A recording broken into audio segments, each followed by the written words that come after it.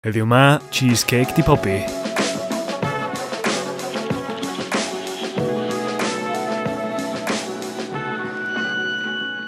Croeso i artisaniaid.com. Dwi wedi bod yn arbrofi yn ddiweddar efo water baths. So heddiw ma dwi am wneud cheesecake di pobi. So beth i angen i wneud hyn ydy y base, biscuits a cheesecake. Ond cyn dechrau hynna, dyn ni angen leinion tin dydan. Gonna need a montage. Ooh, it takes a montage.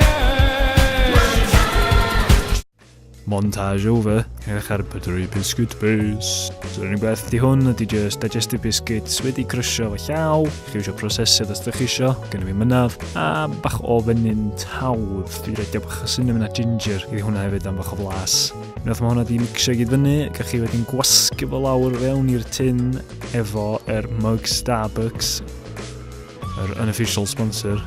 Hwna di pacio lawr ddigon tin efo chi. Gach chi wedyn roed o'n y fridge am tua hanner awr just efo casetio fyny. A tra mae hynna yn digwydd, dechreuwch ar eich filling. Just sour cream a cream cheese di wisgo fyny efo bach o siwgr blawd. Blawd self-raising di hwn, a beth mae'n mynd i wneud ydy just gadlu'r wy na mynd i dymheredd bach uwch na fysa fo fel arall. A hefyd wrth gwrs mae'r baking powder yn efo yn mynd i helpu efo godi. Dim bach, dim gormod. Unwaith mae'r gymysgedd wedi dechrau twchyn bach, gewch chi wedyn weithio'r wyau fewn iddo fo. Eitha'r aer ydych chi wedi gweithio fewn, helpu'r wyau gael ei incorporatio heb i'r mixture rannu.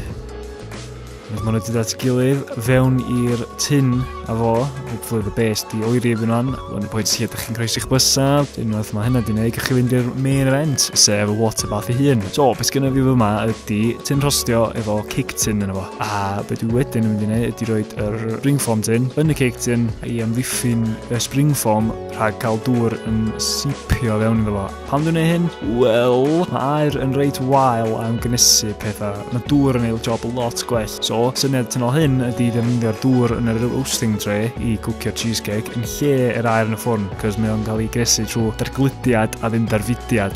Diwad be mae hyn yn mynd i wneud ydy wneud siŵr bod gen ti ddim yr situation lle mae'r wyd ddechrau cydlo a mae'r canol dal heb hyd yn oed setio. So, mewn i'r ffwrn efo, 120 grad nes i roed ar tro ma, jyst i gadw'r dŵr yn gynnes. Ti eisiau'r cheesecake wedar tua 150 Fahrenheit, 65 grad Celsius. Hwn ydy'r pwynt i oedd yr wy i setio yn berffaith chi. Ond mae di cyrraedd hynna fo, paid quite at yna fo allan, just gad o yn y ffwrn efo drws agor, gad i'r dŵr na oeri, i'r pwynt lle mae'n just gynnas.